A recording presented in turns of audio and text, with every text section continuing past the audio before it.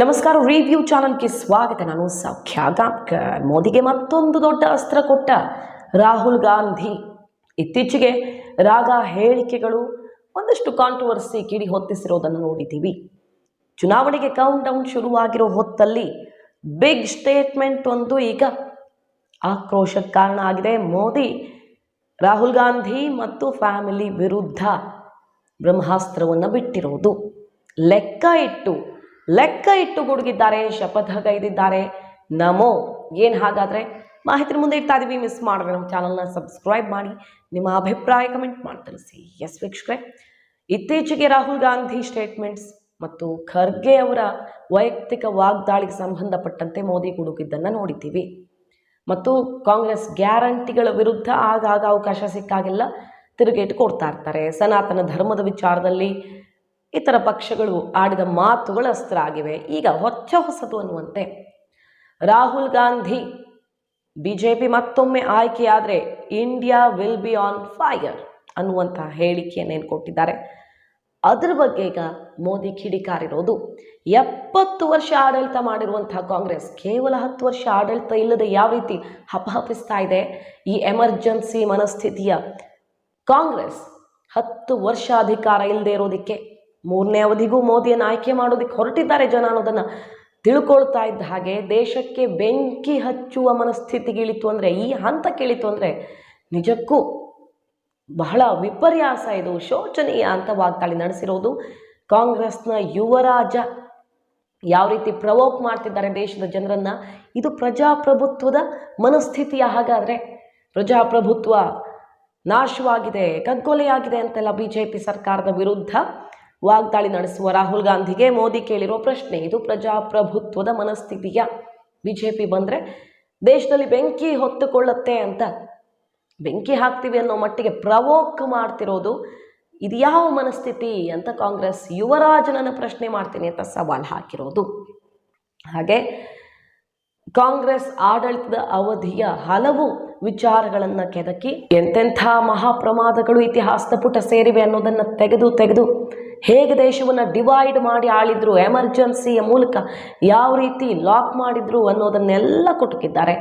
ಅಷ್ಟೇ ಅಲ್ಲ, ಖಚಿತವು ದ್ವೀಪದ ವಿಚಾರ ಮತ್ತೊಮ್ಮೆ ಪ್ರಸ್ತಾಪ ಮಾಡಿರೋದು. ಮತ್ತು ಇವತ್ತು ಗುರುನಾನಕರ ಗುರುದ್ವಾರ ಬೈನಾಕ್ಯುಲರ್ ಹಾಕ್ಕೊಂಡು ಹುಡುಕಬೇಕು ದೇಶದಲ್ಲಿ, ಅಂಥ ಸ್ಥಿತಿ ಬರೋದಕ್ಕೆ ಇದೇ ಕಾಂಗ್ರೆಸ್ ಆಡಳಿತ ಕಾರಣ. ಸೊ ಇವತ್ತು CAA ವಿರೋಧಿಸ್ತಾ ಇರುವಂಥ ಕಾಂಗ್ರೆಸ್ ಅದೇನು ಮಾಡುತ್ತೋ ಬಿಡುತ್ತೋ, ಆದರೆ ನಾವಂತೂ ಇದನ್ನು ಜನರಿಗೆ ರಕ್ಷಣೆ ಕೊಡೋದಕ್ಕೆ ತರ್ತಾ ಇದ್ದೀವಿ, ಬಿಟ್ಟರೆ ಜನರ ವಿರೋಧಿ ಕಾನೂನು ಅಲ್ಲ ಅಂತೆಲ್ಲ ಗುಡುಗಿರೋದು. ಈ ಹೊತ್ತಲ್ಲಿ ಲೆಕ್ಕ ಇಡ್ತಾ ಇದ್ದಾರೆ. ಯಾವ ಒಬ್ಬ ಭ್ರಷ್ಟಾಚಾರಿಯನ್ನು ರಸ್ತೆಯಲ್ಲಿ ಓಡಾಡೋದಕ್ಕೆ ಬಿಡಲ್ಲ, ಇದು ಮತ್ತೊಮ್ಮೆ ನಾನು ಮಾಡ್ತಿರೋ ಶಪಥ ಅಂತ. ಇವತ್ತು ED ವಿರುದ್ಧ, IT ವಿರುದ್ಧ ಕಾಂಗ್ರೆಸ್ ವಾಗ್ದಾಳಿ ನಡೆಸ್ತಾ ಇದೆ. ED ಚುನಾವಣೆ ಟೈಮಲ್ಲಿ ಸರ್ಕಾರದ ಅಸ್ತ್ರವಾಗ್ತಿದೆ ಅಂತ ಮುಗಿಬೀಳ್ತಿದ್ದಾರೆ. ಆದರೆ ಅಸಲಿಗೆ ಲೆಕ್ಕ ಏನು ಹೇಳುತ್ತೆ ಅಂತ ಮೋದಿ ನಂಬರನ್ನು ಇಟ್ಟಿರೋದು. ಈಗ ಸುಪ್ರೀಂ ಕೋರ್ಟ್ ಕಾಂಗ್ರೆಸ್ ಅಕೌಂಟ್ ಸೀಸ್ಗೆ ಸಂಬಂಧಪಟ್ಟಂತೆ 3,500 ಕೋಟಿ IT ಏನೇ ಪ್ರೊಸೀಜರ್ಸ್ ಇದ್ರೂ ಎಲೆಕ್ಷನ್ ಆದ ಮೇಲೆ ಮುಂದುವರಿಸಲಿ ಅಂತ ಮಹತ್ವದ ತೀರ್ಪು ಕೊಟ್ಟಿದೆ. ನಿಟ್ಟುಸಿರು ಬಿಡುವಂತಾಗಿದೆ ಕಾಂಗ್ರೆಸ್ಗೆ. ಆದರೆ ಬಿಜೆಪಿ ಏನು ಸಾಧಿಸಬೇಕು ಅದನ್ನು IT ಇನ್ವೆಸ್ಟಿಗೇಷನ್ ಟೈಮಲ್ಲಿ ಸಾಧಿಸಿತ. ಈಗ ಕಾಂಗ್ರೆಸ್ ಇತರ ಪಕ್ಷಗಳು ಮುಗಿಬೀಳ್ತಾ ಇದ್ದಿದ್ದೇನು, ಎಲೆಕ್ಟ್ರಲ್ ಬಾಂಡ್ ಮೂಲಕ ಅತಿ ಹೆಚ್ಚು ದೊಡ್ಡ ಪ್ರಮಾಣದ ಹಣವನ್ನು ಬಿಜೆಪಿ ರಿಸೀವ್ ಮಾಡಿಕೊಂಡಿದೆ. ಇದು ಬಿಗ್ಗೆಸ್ಟ್ ಸ್ಕ್ಯಾಮ್ ಭಾರತದಲ್ಲಿ ಅಂತ ಅಲ್ವಾ. ಆದರೆ ನಾವು ಎಲೆಕ್ಟ್ರಲ್ ಬಾಂಡ್ ತಂದಿರೋದ್ರಿಂದ ಲೆಕ್ಕ ಸಿಗ್ತಾ ಇದೆ. ಮೋದಿ ಹೇಳ್ತಾ ಇರೋದು 2014ಕ್ಕಿಂತ ಮುಂಚೆ ಏನಾಗಿತ್ತು ಅನ್ನೋದ್ರ ಲೆಕ್ಕ, ಎಲೆಕ್ಷನ್ ಹೇಗೆ ನಡೀತಾ ಇತ್ತು ಅನ್ನೋದ್ರ ಯಾವುದೇ ಒಂದು ಮಾಹಿತಿ ಕೂಡ ಯಾರಿಗೂ ಸಿಗಲ್ಲ.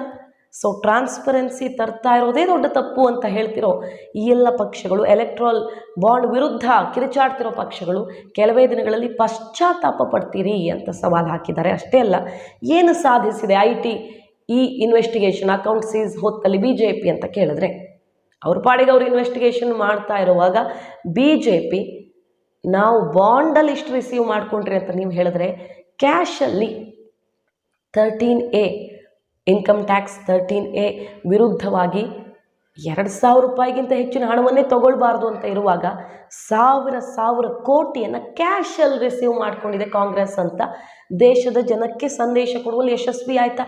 ಕೇಸು ಕೋರ್ಟು ಮುಂದೆ ನಡೆಯುತ್ತೆ.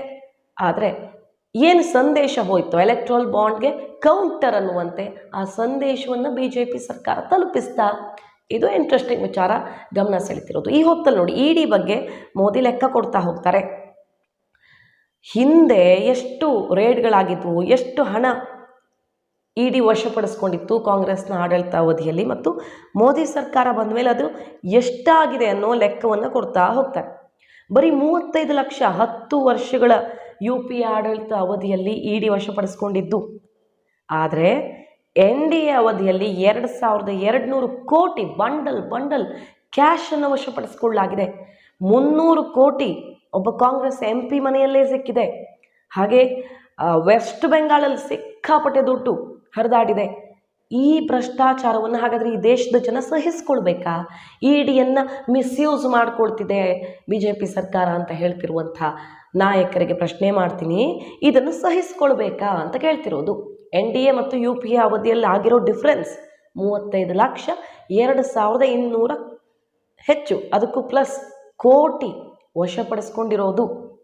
ಇಡಿಯಲ್ಲಿ ಸುಮಾರು 7,000 ಕೇಸ್ಗಳು ನಡೀತಿದ್ದಾವೆ. ಅದರಲ್ಲಿ 3% ಮಾತ್ರ ರಿಲೇಟೆಡ್ ಟು ಪೊಲಿಟಿಷಿಯನ್ಸ್. ರಾಜಕಾರಣಿಗಳ ವಿರುದ್ಧ ಇಡಿ ಬಳಕೆಯಾಗ್ತಿದೆ ಅಂತಾರಲ್ಲ, ಬರೀ 3%. ಇಡಿ ಕಂಪ್ಲೀಟ್ ಕೇಸ್ ಡೀಟೇಲ್ಸನ್ನು ನೋಡಿದ್ರೆ 7,000 ಕೇಸ್ಗಳಲ್ಲಿ ಬರೀ 3% ಪೊಲಿಟಿಷಿಯನ್ಸ್. ಆದರೆ ಇಷ್ಟು ದೊಡ್ಡ ಪ್ರಮಾಣದಲ್ಲಿ ಹಣ ಸಿಗ್ತಾ ಇದೆ, ಬಂಡಲ್ ಗಟ್ಟಲೆ ಬಾತ್ರೂಮಲ್ಲಿ, ಪೈಪಲ್ಲಿ, ಎಲ್ಲ ಕಡೆ ಸಿಗ್ತಾ ಇದೆ. ಇದು ಯಾರ ತಪ್ಪು? ಇದನ್ನು ಹಾಗಾದರೆ ಮುಚ್ಚಿಟ್ಟುಕೊಳ್ಳೋದಕ್ಕೆ ಸಹಕರಿಸಬೇಕಾ?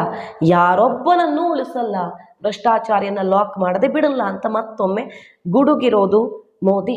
ಹಾಗೆ 17,000 ಕೋಟಿ ಈ ಏಜೆನ್ಸಿಗಳ ಮೂಲಕ ವಶಪಡಿಸಿಕೊಂಡ ಅಕ್ರಮದ ದುಡ್ಡು, 17,000 ಕೋಟಿ ಜನರಿಗೆ ಯಾರಿಗೆ ಸೇರಬೇಕೋ ಅವರಿಗೆ ನಾವು ಮರಳಿಸಿದ್ದೀವಿ, ರೇಡಲ್ಲಿ ಸಿಕ್ಕಿದ್ದನ್ನು ಬೇರೆ ಬೇರೆ ರೂಪದಲ್ಲಿ ಅಂತ ಹೇಳ್ತಿದ್ದಾರೆ. ಅಷ್ಟೇ ಅಲ್ಲ, ಈಗ ವೆಸ್ಟ್ ಬೆಂಗಾಲ್, ಮಧ್ಯಪ್ರದೇಶ್, ಬೇರೆ ಬೇರೆ ಕಡೆಗಳಲ್ಲಿ ಸಿಕ್ಕಂತಹ ಹಣ, ಜಾಬ್ಗೆ ಪ್ರತಿಯಾಗಿ ಪಡೆದ ಲಂಚದ ರೂಪದ ಹಣ ಇದೆಯಲ್ಲ, ಅದನ್ನು ಅವ್ರಿಗೆ ಮರಳಿಸುವಲ್ಲಿ, ಯಾರು ಕಷ್ಟಪಟ್ಟು ಕೆಲಸ ತಗೊಳ್ಬೇಕು ಅಂತ ಆಸೆಯಲ್ಲಿದ್ದವ್ರನ್ನ ಲಂಚ ಸುಲಿಗೆ ಮಾಡಲಾಯ್ತೋ ಆ ಬಡಪಾಯಿಗಳಿಗೆ ದುಡ್ಡನ್ನು ಮರಳಿಸುವಲ್ಲಿ ಕಾನೂನು ಏನೇನು ಪ್ರಕ್ರಿಯೆ ಮಾಡಬಹುದು ಅಂತ ನೋಡ್ತಾ ಇದ್ದೀವಿ ಅನ್ನುವಂಥ ವಿಚಾರವನ್ನು ಕೂಡ ಹೇಳುವ ಮೂಲಕ ಗಮನ ಸೆಳೆದಿದ್ದಾರೆ ಮೋದಿ ತಮ್ಮ ಮಾತಲ್ಲಿ.